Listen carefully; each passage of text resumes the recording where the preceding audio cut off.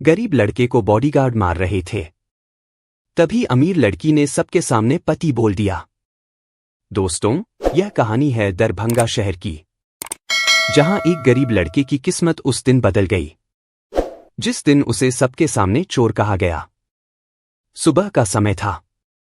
सड़क पर हल्की बारिश हुई थी। जगह जगह पानी जमा था। उसी सड़क पर एक पुरानी साइकिल चलाता हुआ आर्यन तेजी से जा रहा था। उसकी शर्ट पसीने और मिट्टी से भरी थी। आंखों में नींद नहीं थी, क्योंकि पूरी रात उसने अपनी मां के सिरहाने बैठकर काटी थी। उसकी मां, सुशीला देवी, कई महीनों से बीमार थी। घर में दवा खत्म हो चुकी थी। आर्यन सुबह सुबह मजदूरी की तलाश में निकला था। साइकिल चलाते हुए उसने जेब टटोली। सिर्फ 20 रुपए बचे थे। उसने आसमान की तरफ देखा और धीरे से बोला, बस आज काम मिल जाए भगवान, मां को दवा दिला दूंगा। कुछ देर बाद उसकी साइकिल एक बड़े गेट के सामने जाकर रुकी। गेट पर लिखा था, राजवंश पैलेस।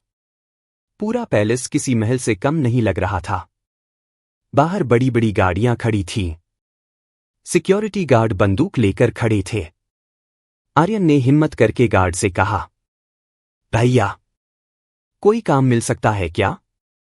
गार्ड ने उसे ऊपर से नीचे तक देखा और हंस पड़ा। यहां काम करेगा तू? पहले अपना चेहरा देख। पास खड़े दूसरे गार्ड भी हंसने लगे। आर्यन चुप रहा। उसे आदत थी ऐसे तानों की। तभी अंदर से एक सफेद कार निकली। कार का शीशा नीचे हुआ और पहली बार आर्यन ने उसे देखा। सफेद सूट में बैठी वेदिका राजवंश। चेहरे पर सादगी, लेकिन आंखों में अजीब उदासी थी। वेदिका की नजर आर्यन पर पड़ी। उसने देखा, लड़का अपमान सुनकर भी शांत खड़ा था। वेदिका ने ड्राइवर से पूछा, क्या हुआ वहां?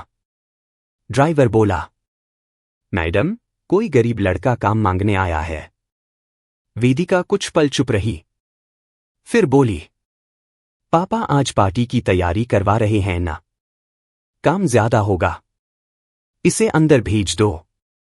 गार्ड हैरान रह गए, लेकिन किसी की हिम्मत नहीं हुई मना करने की। आर्यन धीरे धीरे पैलेस के अंदर चला गया। उसने जिंदगी में पहली बार इतना बड़ा घर देखा था। हर तरफ चमक, बड़े झूमर, महंगे फर्नीचर। लेकिन उस चमक के बीच भी उसे अपनी मां का टूटा हुआ घर याद आ रहा था। एक नौकर उसे स्टोर रूम में ले गया। यह सामान ऊपर हॉल में पहुंचाना है। आर्यन तुरंत काम में लग गया। वह बिना रुके सामान उठाता रहा। बाकी नौकर बार बार आराम कर रहे थे, लेकिन आर्यन लगातार काम करता रहा। ऊपर बालकनी से वेदिका उसे देख रही थी। उसकी नजर बार बार उसी लड़के पर जा रही थी जो बिना शिकायत काम कर रहा था। तभी पीछे से आवाज आई, वेदिका। वेदिका ने मुड़कर देखा। उसके पिता धीरज राजवंश खड़े थे। आज शाम की पार्टी बहुत जरूरी है। मंत्री जी का बेटा विक्रम भी आएगा। वेदिका का चेहरा उतर गया। धीरज राजवंश बोले, मैं चाहता हूं अब तुम शादी के लिए हां कर दो। वेदिका कुछ नहीं बोली। उसे विक्रम बिल्कुल पसंद नहीं था। वह घमंडी और लालची इंसान था। लेकिन धीरज राजवंश बिजनेस के लिए यह रिश्ता करना चाहते थे। उधर नीचे काम करते हुए आर्यन अचानक लड़खड़ा गया। भारी सामान उसके हाथ से छूट गया और महंगा फूलदान टूट गया। आवाज सुनते ही मैनेजर दौड़कर आया।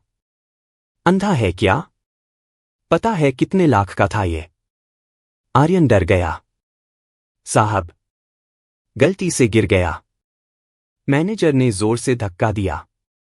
तेरी औकात नहीं ये चीजें छूने की। आर्यन जमीन पर गिर पड़ा। ऊपर खड़ी वेदिका यह सब देख रही थी। वह तुरंत नीचे आई। बस कीजिए। मैनेजर चुप हो गया। वेदिका ने आर्यन की तरफ हाथ बढ़ाया। ठीक हो। आर्यन पहली बार किसी अमीर इंसान के मुंह से अपने लिए नरमी सुन रहा था। उसने धीरे से कहा, जी। वेदिका ने मैनेजर से कहा, गलती हो गई तो क्या? इंसान ही है। मैनेजर डर गया। Sorry madam. आर्यन चुपचाप फिर काम करने लगा। लेकिन उसके दिल में पहली बार किसी के लिए सम्मान पैदा हुआ था। शाम होते होते पूरा राजवंश पैलेस रोशनी से जगमगा उठा। बड़ी बड़ी गाड़ियां आने लगीं। अमीर लोग हंसते हुए अंदर जा रहे थे। आर्यन को बाहर पार्किंग में काम दिया गया था। तभी एक काली कार आकर रुकी। उसमें से विक्रम सिंह उतरा। महंगे कपड़े, आंखों में घमंड। वह चलते चलते अचानक रुक गया। उसकी नजर वेदिका पर थी। लेकिन अगले ही पल उसने देखा कि वेदिका दूर खड़े आर्यन से कुछ बात कर रही थी। बस इतना देखकर ही उसके चेहरे का रंग बदल गया। वह धीरे से मुस्कुराया। तो ये बात है। कुछ देर बाद पार्टी शुरू हुई। आर्यन पानी सर्व कर रहा था। तभी एक महिला जोर से चिल्लाई, मेरा डायमंड नेकलेस! मेरा नेकलेस गायब है! पूरा हॉल शांत हो गया। सभी लोग इधर उधर देखने लगे। धीरज राजवंश गुस्से में बोले, गेट बंद करो। गार्ड तुरंत हर नौकर की तलाशी लेने लगे। आर्यन घबरा गया। उसे समझ नहीं आ रहा था क्या हो रहा है। तभी एक गार्ड चिल्लाया, सर, नेकलेस इसके बैग में मिला है। पूरा हॉल आर्यन की तरफ देखने लगा। आर्यन के पैरों तले जमीन खिसक गई। नहीं साहब, मैंने कुछ नहीं किया। लेकिन किसी ने उसकी बात नहीं सुनी। विक्रम धीरे से मुस्कुरा रहा था। धीरज राजवंश गरजे, मैंने पहले ही कहा था, ऐसे लोगों को अंदर मत आने दो। दो बॉडीगार्ड आगे बढ़े और आर्यन को पकड़ लिया। आर्यन रोते हुए कह रहा था, मैं चोर नहीं हूं साहब, मेरी मां की कसम। लेकिन अगले ही पल एक बॉडीगार्ड ने उसके मुंह पर जोरदार मुक्का मार दिया। आर्यन जमीन पर गिर पड़ा। पूरा हॉल तमाशा देख रहा था। एक के बाद एक लातें पड़ने लगीं। उसके होंठों से खून निकल आया। लेकिन तभी सीढ़ियों पर खड़ी वेदिका की आवाज पूरे हॉल में गूंजी, बस! वेदिका की आवाज सुनते ही पूरा हॉल शांत हो गया। दोनों बॉडीगार्ड वहीं रुक गए। जमीन पर पड़ा आर्यन दर्द से कराह रहा था। उसके होंठ फट चुके थे। आंख के पास सूजन आ गई थी। लेकिन फिर भी वह बार बार एक ही बात कह रहा था, मैंने चोरी नहीं की। वेदिका तेजी से सीढ़ियां उतरकर नीचे आई। उसने आर्यन को उस हालत में देखा और उसकी आंखें भर आईं। धीरज राजवंश गुस्से में बोले, वेदिका, तुम बीच में मत पड़ो। इस लड़के ने चोरी की है। वेदिका ने तुरंत जवाब दिया, नहीं पापा, ये चोरी नहीं कर सकता। विक्रम आगे आया। वेदिका, सबूत इसके बैग से मिला है। वेदिका ने उसकी तरफ देखा। उसे विक्रम की आंखों में अजीब खुशी दिख रही थी। उधर बॉडीगार्ड फिर आर्यन को उठाकर बाहर ले जाने लगे। तभी वेदिका अचानक चिल्लाई, इसे हाथ मत लगाना। सब रुक गए। वेदिका ने कांपती आवाज में कहा, ये मेरा पति है। पूरा राजवंश पैलेस जैसे जम गया। किसी को अपने कानों पर भरोसा नहीं हुआ। धीरज राजवंश की आंखें फैल गईं। क्या कहा तुमने? वेदिका ने खुद को संभाला। मैंने कहा, ये मेरे पति हैं। आर्यन भी हैरान था। उसने दर्द भरी नजरों से वेदिका को देखा। उसे समझ नहीं आ रहा था कि ये सब क्या हो रहा है। विक्रम गुस्से से चीख पड़ा, ये मजाक है क्या? वेदिका उसकी तरफ मुड़ी। मजाक नहीं, सच है। हॉल में खड़े लोग आपस में बातें करने लगे। राजवंश परिवार की लड़की और ये गरीब लड़का, ऐसा कैसे हो सकता है? धीरज राजवंश का चेहरा अपमान से लाल हो चुका था। उन्होंने गार्ड्स से कहा, सब लोग बाहर जाएं। कुछ ही देर में हॉल खाली हो गया। अब वहां सिर्फ धीरज राजवंश, वेदिका, विक्रम और घायल आर्यन खड़े थे।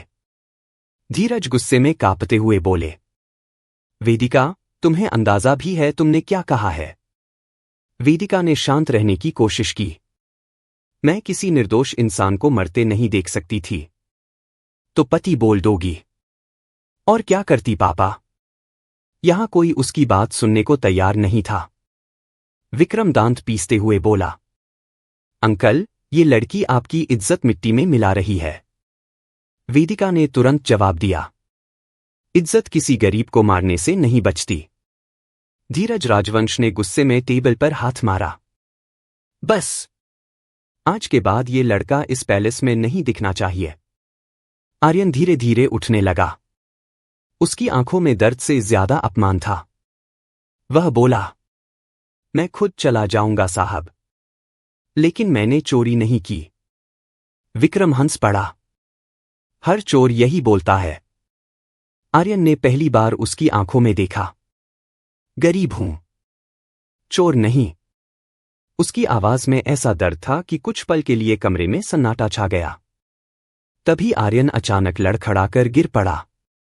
उसके सिर से खून निकल रहा था। वेदिका घबरा गई। आर्यन। वह तुरंत उसके पास बैठ गई। धीरज राजवंश ने हैरानी से पूछा, तुम इसका नाम भी जानती हो?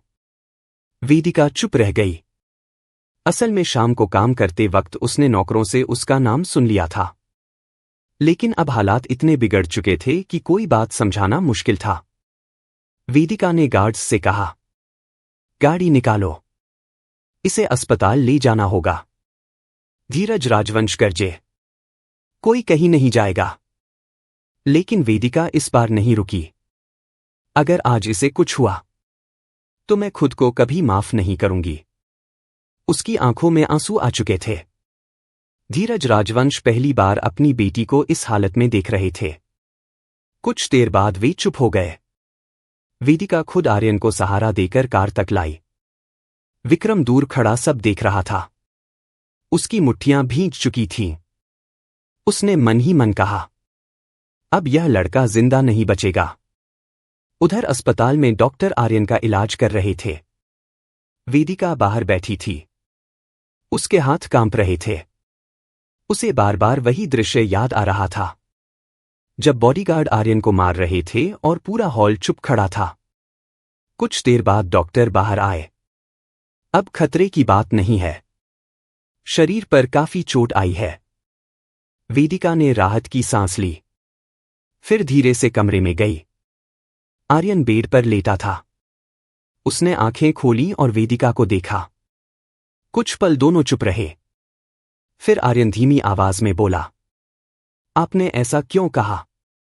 वेदिका समझ गई वह किस बारे में पूछ रहा है। क्योंकि अगर मैं वो नहीं कहती तो वो लोग तुम्हें मार देते। आर्यन की आंखें भर आईं। आज तक किसी ने मेरे लिए इतना नहीं किया। वेदिका ने नजरें झुका लीं। कुछ देर बाद आर्यन बोला, लेकिन अब आपकी बदनामी होगी। वेदिका हल्का सा मुस्कुराई। कभी कभी किसी की जान बचाने के लिए बदनामी छोटी पड़ जाती है। आर्यन उसे देखता रह गया। उसी समय उसका फोन बजा। वेदिका ने फोन उठाया। दूसरी तरफ से आवाज आई, मैडम, आपकी मां की तबीयत अचानक खराब हो गई है। वेदिका घबरा गई। वह जल्दी से उठी। मैं अभी आती हूं। जाते जाते उसने आर्यन की तरफ देखा। तुम चिंता मत करना, मैं सब ठीक कर दूंगी। आर्यन कुछ बोल पाता उससे पहले वह चली गई। रात गहरी होती गई। अस्पताल के कमरे में अकेला बैठा आर्यन छत को देख रहा था। उसके मन में बार बार एक ही सवाल घूम रहा था, एक अमीर लड़की आखिर उसके लिए इतना सब क्यों कर रही थी? उधर उसी रात राजवंश पैलेस में बड़ा तूफान खड़ा हो चुका था। धीरज राजवंश गुस्से में बोले, कल सुबह तक वो लड़का शहर छोड़ दे, वरना अच्छा नहीं होगा। विक्रम ने धीरे से कहा, अंकल, चिंता मत कीजिए, मैं सब संभाल लूंगा। लेकिन उसी समय ऊपर कमरे में बैठी वेदिका रो रही थी, क्योंकि पहली बार उसे एहसास हो रहा था, जिस लड़के को उसने भीड़ से बचाया था, उसका दर्द अब उसके अपने दिल में उतर चुका था। पूरी रात वेदिका सो नहीं पाई। बार बार उसकी आंखों के सामने वही दृश्य आ रहा था, खून से भरा आर्यन का चेहरा और लोगों की बेरहम भीड़। सुबह होते ही वह चुपके से अस्पताल पहुंची, लेकिन वहां पहुंचकर उसके कदम रुक गए। बेड खाली था। वेदिका घबरा गई। आर्यन कहाँ है? नर्स बोली। वो सुबह सुबह ही चले गए। इतनी हालत में? उन्होंने कहा उन्हें अपनी मां के पास जाना है। वेदिका तुरंत अस्पताल से बाहर निकली। उसे पहली बार किसी को खोने का डर महसूस हो रहा था। उधर आर्यन लड़खड़ाते कदमों से अपने छोटे से घर पहुंचा। घर क्या था? टूटी दीवारों वाला एक कमरा। अंदर उसकी मां खांस रही थी। जैसे ही उन्होंने आर्यन को उस हालत में देखा, उनकी आंखें भर आईं। बेटा, ये किसने किया? आर्यन मुस्कुराने की कोशिश करने लगा। कुछ नहीं मां। काम करते समय गिर गया था। लेकिन मां सब समझ गई थी। उन्होंने कांपते हाथों से उसके चेहरे को छुआ। गरीबी इंसान को कितना दर्द देती है ना बेटा। आर्यन की आंखें झुक गईं। उसने बात बदल दी। आप दवा खा लीजिए। उसी समय बाहर एक बड़ी कार आकर रुकी। पूरा मोहल्ला हैरानी से देखने लगा। वेदिका कार से उतरी। इतनी बड़ी अमीर लड़की को उस गली में पहली बार किसी ने देखा था। बच्चे तक पीछे पीछे चलने लगे। वेदिका धीरे धीरे आर्यन के घर के अंदर गई। आर्यन उसे देखकर हैरान रह गया। आप यहां? वेदिका ने उसकी मां को फोल्डेड हैंड्स से नमस्ते किया। आंटी जी, मैं वेदिका। सुशीला देवी सब समझ चुकी थी। उन्होंने धीमी आवाज में कहा, तुम वही लड़की हो ना, जिसने मेरे बेटे की जान बचाई थी? वेदिका की आंखें नम हो गईं। मैं इन्हें बचा नहीं पाई आंटी। इन्हें बहुत दर्द मिला। कुछ देर कमरे में सन्नाटा रहा। फिर वेदिका ने बैग से पैसे निकाले। ये रख लीजिए, इलाज के लिए। लेकिन आर्यन तुरंत पीछे हट गया। नहीं। वेदिका चौंकी। क्यों? आर्यन ने उसकी आंखों में देखते हुए कहा, गरीब हूं, बिकाऊ नहीं। ये वही शब्द थे जो उस रात उसने विक्रम से कहे थे। वेदिका कुछ पल उसे देखती रह गई। उसने पहली बार किसी गरीब इंसान में इतना स्वाभिमान देखा था। वेदिका ने पैसे वापस रख लिए। ठीक है, लेकिन दवा का इंतजाम कैसे होगा? आर्यन हल्का सा मुस्कुराया। मेहनत करूंगा। वेदिका कुछ कहना चाहती थी, लेकिन तभी बाहर शोर सुनाई दिया। मोहल्ले के लोग बातें कर रहे थे। देखा, अमीर लड़की रोज इसके पास आ रही है। जरूर लड़के ने फंसा लिया होगा। आर्यन का चेहरा उतर गया। वह जानता था अब वेदिका की बदनामी शुरू हो चुकी है। उसने धीरे से कहा, आप यहां मत आया कीजिए। वेदिका दुखी होकर बोली, तुम भी बाकी लोगों जैसी बात कर रहे हो। मैं आपकी इज्जत बचाना चाहता हूं। और तुम्हारी इज्जत। आर्यन चुप हो गया। वेदिका कुछ देर उसे देखती रही, फिर बिना कुछ बोले चली गई। लेकिन जाते जाते वह अपना दिल वहीं छोड़ गई थी। उधर राजवंश पैलेस में धीरज राजवंश गुस्से से भरे बैठे थे। विक्रम बोला, अंकल, अब शहर में बातें फैल रही हैं। अगर जल्दी कुछ नहीं किया तो बिजनेस पर असर पड़ेगा। धीरज ने गहरी सांस ली। मैं आज ही वेदिका की सगाई का ऐलान कर दूंगा। विक्रम मुस्कुरा दिया। उसे यही चाहिए था। शाम को पूरे शहर के बड़े लोगों को पैलेस में बुलाया गया। वेदिका नीचे आई तो उसने देखा हॉल सजाया गया है। वह समझ गई कुछ बड़ा होने वाला है। तभी धीरज राजवंश ने सबके सामने कहा, आज मैं अपनी बेटी वेदिका की शादी विक्रम सिंह से तय करता हूं। पूरा हॉल तालियों से गूंज उठा। लेकिन वेदिका के चेहरे का रंग उड़ गया। मैं ये शादी नहीं करूंगी। सन्नाटा छा गया। धीरज गुस्से में बोले, तुम्हारी वजह से पहले ही बहुत तमाशा हो चुका है। वेदिका की आंखों में आंसू आ गए। मैं किसी ऐसे इंसान से शादी नहीं कर सकती जिसके दिल में इंसानियत नहीं। विक्रम का चेहरा सख्त हो गया। मतलब, तुम उस गरीब लड़के के लिए मुझे ठुकरा रही हो? वेदिका चुप रही, लेकिन उसकी खामोशी ही जवाब थी। धीरज राजवंश ने पहली बार अपनी बेटी पर हाथ उठा दिया। चटाक। पूरा हॉल शांत हो गया।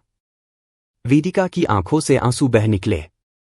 आज से तुम्हारा बाहर जाना बंद, और उस लड़के से कोई रिश्ता नहीं रहेगा। उधर उसी समय आर्यन एक होटल में बर्तन धो रहा था। उसकी चोटें अभी भरी भी नहीं थीं, लेकिन वह काम कर रहा था, क्योंकि घर में दवा खत्म हो चुकी थी। तभी टीवी पर खबर चली। राजवंश परिवार ने वेदिका और बिजनेसमैन विक्रम सिंह की शादी का ऐलान किया। आर्यन के हाथ रुक गए। उसने स्क्रीन की तरफ देखा। टीवी पर वेदिका का उदास चेहरा दिख रहा था। आर्यन की आंखें भर आईं। उसने धीरे से टीवी बंद कर दिया। उस रात वह बहुत देर तक सड़क पर अकेला बैठा रहा। बारिश शुरू हो चुकी थी। उसके हाथ कांप रहे थे। दिल बार बार कह रहा था, वेदिका खुश नहीं है। लेकिन दिमाग कह रहा था, एक गरीब लड़के की जगह अमीर लड़की की जिंदगी में नहीं होती। आखिरकार उसने एक फैसला लिया। अगली सुबह वह चुपचाप दरभंगा छोड़ने स्टेशन पहुंच गया। उसकी जेब में सिर्फ कुछ रुपए थे और आंखों में टूटा हुआ दिल। लेकिन तभी पीछे से किसी लड़की की रोती हुई आवाज आई, आर्यन, मत जाओ। स्टेशन पर गूंजती उस आवाज ने आर्यन के कदम रोक दिए। उसने पीछे मुड़कर देखा। बारिश में भीगी हुई वेदिका उसकी तरफ भागती हुई आ रही थी। उसके चेहरे पर डर था, जैसे अगर आज आर्यन चला गया तो सब खत्म हो जाएगा। आर्यन हैरान रह गया। आप यहां? वेदिका उसके सामने आकर रुक गई। सांसें तेज चल रही थीं। आंखों से आंसू लगातार बह रहे थे। तुम बिना बताए चले जाते। आर्यन नजरें झुकाकर बोला, यही सही है। किसके लिए सही है? मेरे लिए या समाज के लिए? आर्यन चुप रहा। वेदिका ने उसका हाथ पकड़ लिया। मैंने पहली बार किसी इंसान में सच्चाई देखी है आर्यन। और तुम मुझे छोड़कर जा रहे हो? आर्यन की आंखें भर आईं। मैं तुम्हारी जिंदगी खराब नहीं करना चाहता। मेरी जिंदगी तुम्हारे बिना पहले ही खराब हो चुकी है। इतना सुनते ही आर्यन का दिल कांप गया। तभी पीछे से कई गाड़ियों की आवाज आई। धीरज राजवंश और विक्रम वहां पहुंच चुके थे। विक्रम गुस्से में बोला, मैंने कहा था ना अंकल, ये लड़का आपकी बेटी को लेकर भाग जाएगा। आर्यन तुरंत पीछे हट गया। नहीं साहब, मैं ऐसा कभी नहीं कर सकता। लेकिन विक्रम ने उसकी कॉलर पकड़ ली। तेरी औकात क्या है? तभी वेदिका ने विक्रम का हाथ झटक दिया। बस। धीरज राजवंश गुस्से में बोले, वेदिका, अभी हमारे साथ चलो। लेकिन वेदिका पहली बार अपने पिता के सामने डटकर खड़ी हो गई। नहीं पापा, आज नहीं। धीरज हैरान रह गए। वेदिका रोते हुए बोली, जिस लड़के को आपने चोर समझा, उसने कभी आपका बुरा नहीं चाहा। विक्रम हंस पड़ा। बहुत भरोसा है इस पर। वेदिका ने सीधा जवाब दिया, खुद से ज्यादा। तभी पीछे से पुलिस की जीप आकर रुकी। एक इंस्पेक्टर नीचे उतरा। मिस्टर विक्रम सिंह, हमें आपसे कुछ पूछताछ करनी है। विक्रम घबरा गया। क्या मतलब? इंस्पेक्टर बोला, राजवंश पैलेस की पार्टी वाले दिन का सीसीटीवी फुटेज मिल गया है। नेकलेस आपने आर्यन के बैग में रखवाया था। धीरज राजवंश के पैरों तले जमीन खिसक गई। वेदिका की आंखों से आंसू बह निकले। आर्यन शांत खड़ा था, जैसे उसे पहले से पता हो। सच एक दिन जरूर सामने आएगा। पुलिस विक्रम को पकड़कर ले गई। जाते जाते वह गुस्से में चिल्लाया, एक गरीब लड़के ने मेरी जिंदगी बर्बाद कर दी। लेकिन इस बार किसी ने उसकी बात नहीं सुनी। स्टेशन पर सन्नाटा था। कुछ देर बाद धीरज राजवंश धीरे धीरे आर्यन के पास आए। उनकी आंखें झुकी हुई थीं। बेटा, मुझे माफ कर दो। आर्यन तुरंत पीछे हट गया। ऐसा मत कहिए साहब।